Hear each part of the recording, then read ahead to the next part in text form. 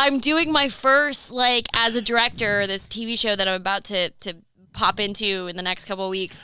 I'm having to, like, do an intimacy coordinator. Like, I'm having to describe what I want the actors to do, where their hands want to go, where where they will be touching. And I'm like, they're just going to make out. I don't understand. Why do I have to go into, like, 1, 2, 3, 4, 5, 6, 7, 8, 9, 10?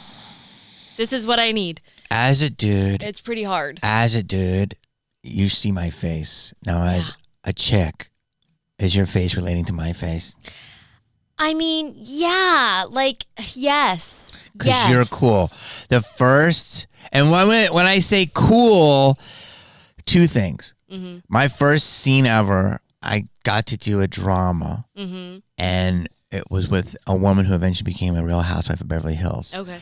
And her husband was a producer, and it was like a shower scene, so we had to show ourselves, but like you would see, you couldn't be clothed. Yeah. So I wore the sock. Oh yeah. And she wore the patch. Yeah. That was a wild thing. I never saw that before. Oh yeah. So there's a patch that goes over it, and I was like, oh my god, she doesn't have an opening. This is bizarre. Like I thought she was a Barbie, and then she was like, no, I've got a little patch.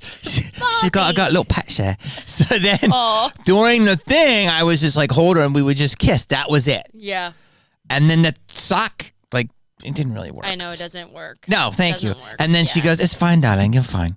I think what's good. And we worked it out, and it was the best. And it was done. It was a night shoot. It was done in 6 hours. Yeah. And it was my first one. You know, but I understand obviously. I do understand. You know what I think it is? I don't think we need people choreographing what. Oh, phone's on silent, please. Call me, please. Phone's on silent, please. No, I don't think we need someone coordinating it. I think someone being there is okay. If someone can go, okay. Let me describe something to you. There was a film that I did where I was very young and I felt like I was being pressured to do something, and it was only men around. And I was in an area a time zone where I couldn't get a hold of my agent or my mom. Oh, God. Or anybody because it was too early over there. So then I felt pressured to take more clothing off. Like, you know, but if there was an intimacy coordinator there, I could have felt comfortable going to her and going, hey, do you want know, this voiceless person, can you know, like stuff like that. Do you want to say what it was or no? I can't. No. Were you of age? I was. Okay, good. I was advised on my podcast because I shared this to not say. Okay. Which is so First of all, you're of age, which doesn't make it any less traumatic. Yeah. But B, Barbara, who was on here, had some stories. Yeah. And she was like, you know, she looks at it now, but she's like, that was the 80s.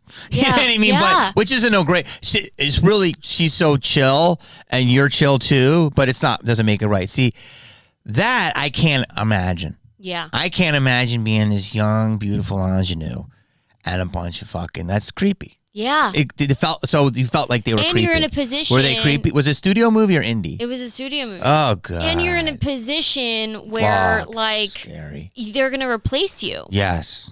You know? So and male producers like, come on. Yeah. And we've been in that. Like you know, with Harvey Weinstein was like one of them, and he worked on Halloween, and they didn't want to hire me because I was 17 years old, and Rob had to fight for me.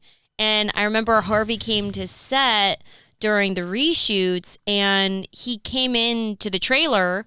You know, he asked to come into my trailer. No. And I remember, like, nothing, it was fine. It was just a conversation.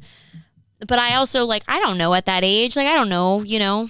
And so when I walked out, Rob came up to me and said, do not ever let that man, go into your trailer ever again.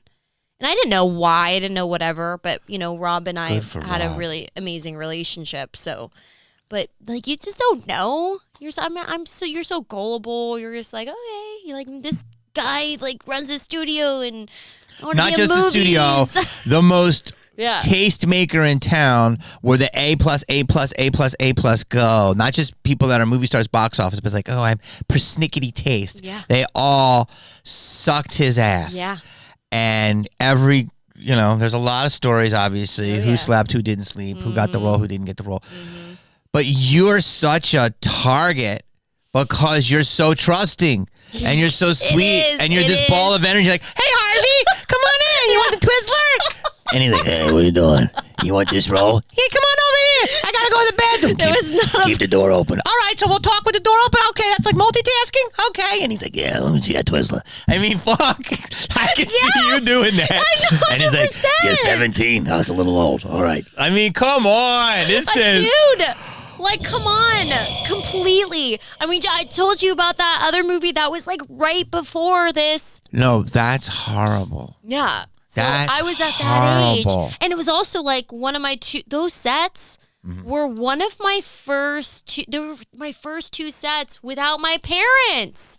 No. Where you're making choices on your own and you're like, okay, cool. I'm like, this is me becoming an adult.